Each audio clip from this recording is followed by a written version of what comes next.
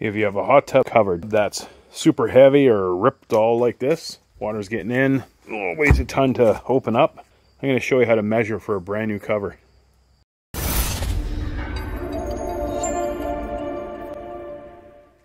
When you're measuring for a brand new cover, these are the tools you're going to need. Some sort of measuring tape. I just use these. You don't have to use these exactly as long as it's a straight edge piece of wood. I'm going to show you 2 ways of measuring if you don't have these exact tools, but you need a measuring tape. First, measure the length.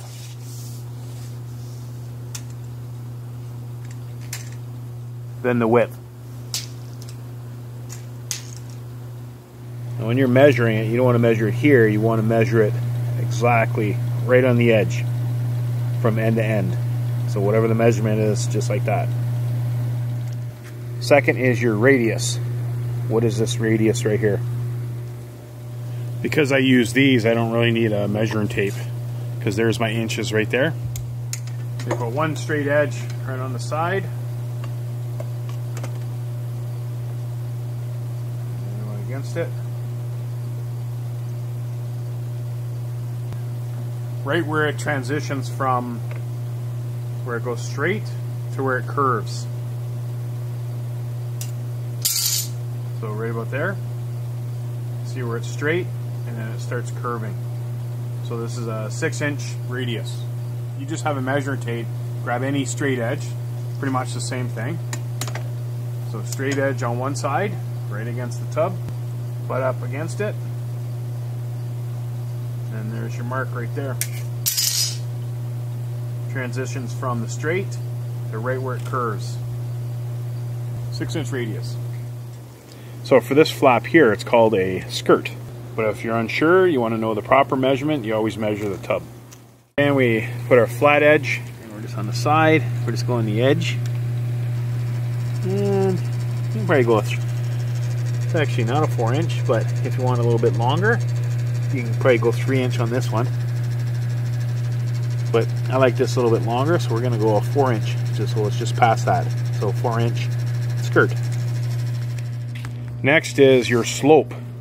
So the slope is from the center to the outer edge.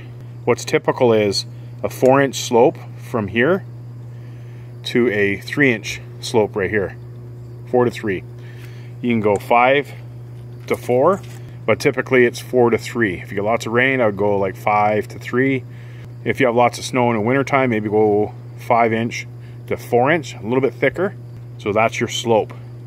Most places you order from, you have an option from how they build it inside or the bottom here. Spend the money to get a better cover. So underneath here, sometimes they have an option of what goes on here. Inside, you can do like a double poly on the foam. Always spend a little bit more money so this doesn't happen again. Moisture is getting inside the foam. You want to eliminate that next time. So spend the money, get the double wrap, do what you can to wrap that foam up as best you can.